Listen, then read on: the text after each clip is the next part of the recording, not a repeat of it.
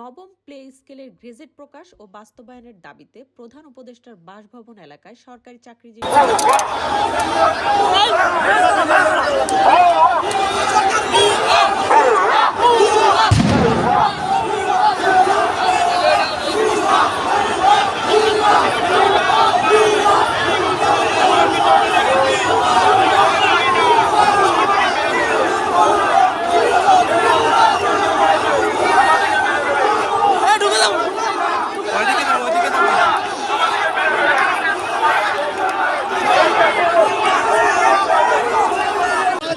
জন ভাই বোনদেরকে পিজি হাসপাতাল এবং ঢাকা মেডিকেলে ভর্তি করে রেখেছি।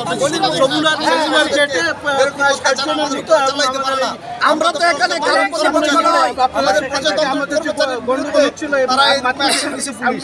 আমরা তো সবাই সেখানে মোটামুটি আমরা আন্দোলন চালিয়ে যাচ্ছি। 17 জনের এই অবস্থায় আমাদের প্রায় 40 থেকে 50 জন হসপিটালে চিকিৎসাধীন, তারা সবাই মেডিকেলে আছে অনেকজন এবং 100-র উপরে আহত হয়েছে আমাদের ভাইয়েরা। আপনাদের টিয়ারশেল মেরেছে।